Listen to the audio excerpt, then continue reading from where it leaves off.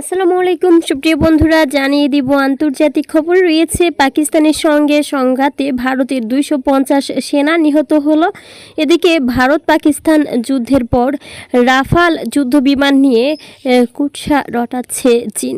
বিস্তারিত জানিয়ে দিব সুপ্রিয় বন্ধুরা। তার আগে অবশ্যই আপনারা আমাদের ITTV নিউজ ভিডিও ইউটিউব চ্যানেলটি সাবস্ক্রাইব করবেন এবং বেল বাটনে ক্লিক করে রাখবেন। বেল বাটনে ক্লিক করার ফলে সকল ভিডিও নোটিফিকেশন সবার আগে পেয়ে যাবেন। শুরুতেই পাকিস্তানের সঙ্গে সংঘাতে ভারতের 250 সেনা নিহত। কাশ্মীরের পেহেলগাম ইস্যুতে পাকিস্তানের বিরুদ্ধে সংঘাতে ভারত ব্যাপক ক্ষয়ক্ষতির মুখোমুখি হলেও সরকারিভাবে সেই ক্ষয়ক্ষতির পরিমাণ গোপন রাখা হয়েছে বলে অভ্যন্তরীণ সূত্র থেকে জানা গেছে।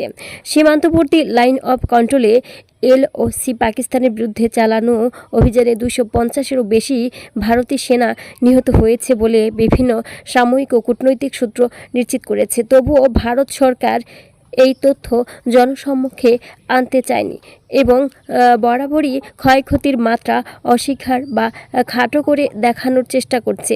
রোববার 6 জুলাই প্রকাশিত এক প্রতিবেদনে এমনটা জানিয়েছে পাকিস্তানের সংবাদ মাধ্যম সামা টিভি। নিহত সেনাদের মধ্যে কারা কারা রয়েছেন? প্রতিবেদন অনুযায়ী ভারত সরকার গোপনে 100 জনেরও বেশি নিহত সেনাকে মরণোত্তর সম্মাননা দেওয়ার সিদ্ধান্ত নিয়েছে, যাতে জনগণের নজর এড়িয়ে ভেতরে ভেতরে তাদের স্মরণ করা যায়।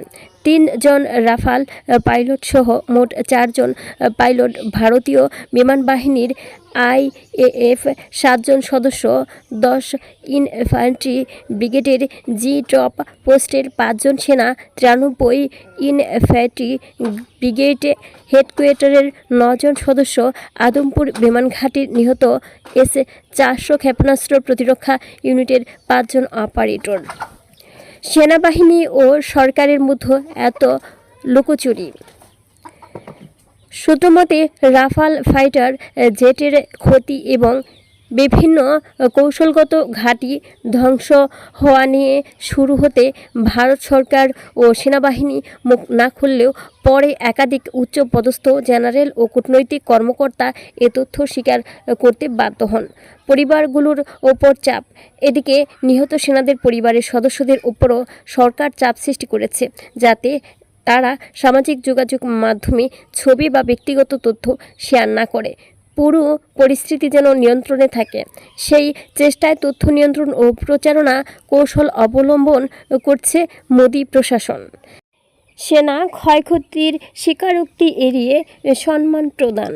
সামা টিভি জানিয়েছে, পাঠানকোট ও উধমপুর বিমানঘাটির ক্ষয়ক্ষতির তথ্য আন্তর্জাতিক ও ভারতীয় স্বাধীন মিডিয়া নিশ্চিত করলেও সরকার তা অস্বীকার করে চলছে। ভারত সরকার এই পরিস্থিতিতে যুদ্ধে পরাজয় ও তথ্য সংকট একসঙ্গে সামাল দিতে হিমশিম খাচ্ছে বলেও মন্তব্য করেছেন পর্যবেক্ষকরা।